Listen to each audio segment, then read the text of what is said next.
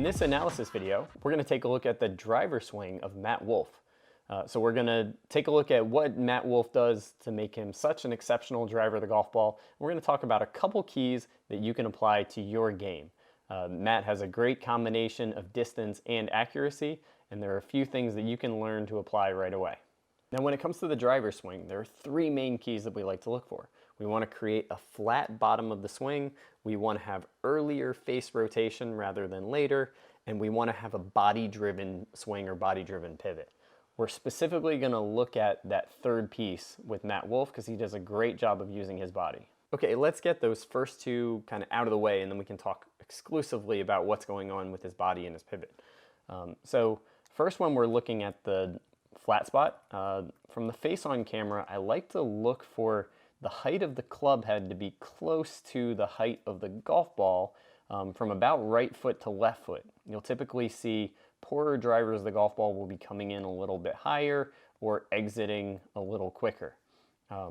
So if we take a look, we can see that Matt does a pretty darn good job of getting the club down low to the ground and then having this kind of sweeping action on the way through. And it's really not until after here that you start to see the club get higher than the height of the golf ball. That gives him a pretty good margin of error in terms of solid contact. Now, Matt has a weaker grip, so we would expect to see a fair amount of bowing of the lead wrist and the trail hand really getting on top to help square the face. So over here on the right, we'll take a look at kind of the unique transition move that a lot of people like to discuss. But if we just hone in on the club face, we can see in this position the club face is pointing way out to the right or way up towards the sky. That's quite an open position. But now, once he gets down to about here, the club face is pointing more at the golf ball. So really between right around here and right around there, you can see the club face rotate. I have other specific videos where we focus on that, but getting the club face to rotate into a more closed position allows you to have more lag and still have the club face pointing at the target instead of out to the right. So it seems to be much more consistent to get that squared up earlier, and really as long as you start that rotation before the club gets to about parallel, you should be in good shape.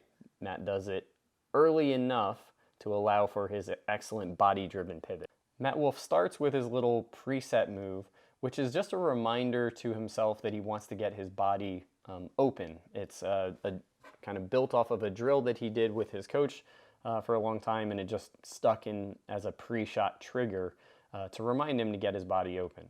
Now, as he goes up towards the top of the swing, we'll see that the arms and hands really haven't changed a whole lot from where they were at setup. So at setup here, the club is basically perpendicular to his spine. As it gets up here, it's still perpendicular to his spine, and you can see that his trail wrist, that right wrist, hasn't really changed yet. Now we know that when he gets down into this kind of loaded position during the downswing, he's going to be reaching his maximum extension of the wrist somewhere around here. What messes a lot of amateurs up is that they overset the wrist. They get up to the top of the swing and they hinge up as much as they can, and there's no slack. There's nowhere for that wrist to go, and so we'll tend to start casting or early releasing the club early in transition. One way to guarantee that you're not going to early release the club is to never set it during the backswing. And by not moving him in the backswing, he's using exclusively the transition to make that movement. Now, if you're going to have a body-driven swing, if we're going to get the legs and the core and the chest all involved, this is a great model and a great swing to look at. One of the reasons I really like his move is you'll see that he does a great job of maintaining the centeredness of his upper body, even though there's a lot of dynamics happening at his legs and at his core. So from the down the line, you can see a lot of hip rotation, and he picks his foot up to help serve as a trigger. It allows him to make a full backswing with the hips, but it also serves as a trigger for him to start the downswing, similar to, say, a Jack Nicklaus or Bubba Watson. So we'll see that as he starts down, in the timing where he's rotating his pelvis back to square and planting that foot into the ground, you'll see that his arms have not lowered anywhere down compared to his chest. The relationship of the left arm compared to the chest stayed at the same height during that initial transition phase. Now, whether he feels like he's pulling down on the club or he feels like he's holding his arms up, that's a feel thing. But we can see that if you're going to rotate your lower body and you're going to rotate your core, it would make sense that the arm wouldn't pull down aggressively away from the chest or down vertically compared to the body. Because he hasn't done very much action with his arms and hands in the backswing, you'll see that initiation, his lead foot is starting to press down, and you'll see that the club is still kind of working its way to the end of the backswing. So he does a great job of sequencing the lower body moving first before his core gets involved. Now, I'm going to cue in on one little thing that I haven't seen a lot of people talk about that I think is helpful for understanding how he's able to do this massive arm shallowing and body powered transition. And that is if we look at his trail hand. So if we look at his trail hand, it gets a little grainy as we zoom in, but I want you to watch his right index finger right there. So as he gets up towards the top of the swing, you'll see that right index finger come off the club. I'm not saying that in order to use your body, you have to have your hand come off the club. What I am saying is that in order to power things with your body, you're going to have a little bit more softness in your forearms compared to if I was really going to pull down on the club, I would tend to have a little bit stronger hand tension. And so what you'll see is that finger stays off of the club until he gets down to right around there.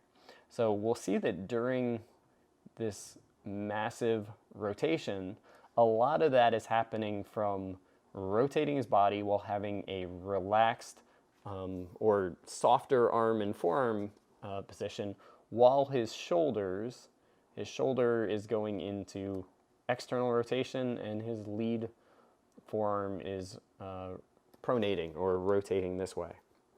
So a lot of that movement there is happening from having a softness in the arms rather than holding it really tight and trying to pull it down that way.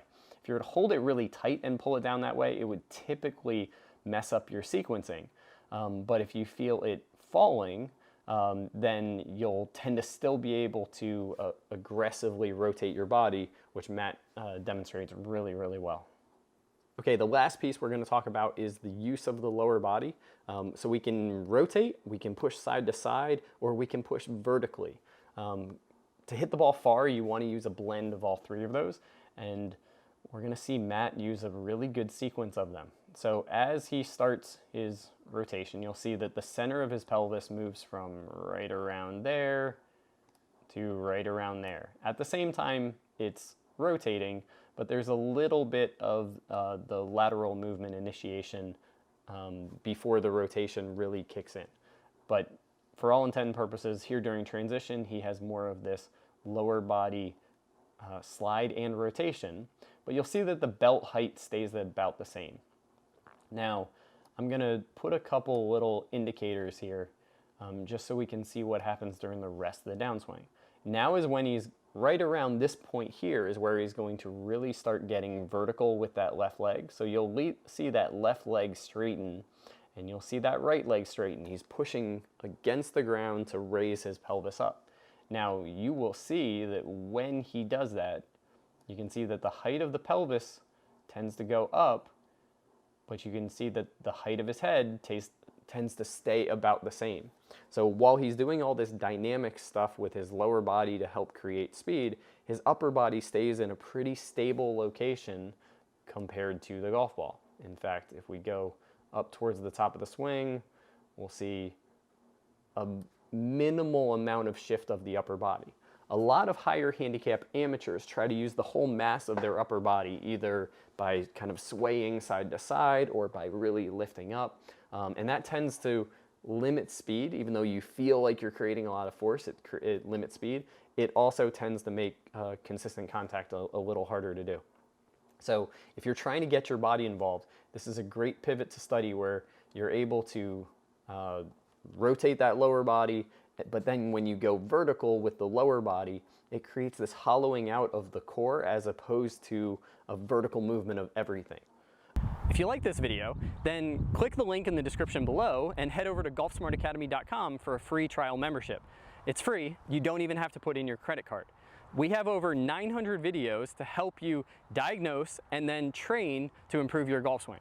Golf Smart Academy is the ultimate resource for do-it-yourself golfers.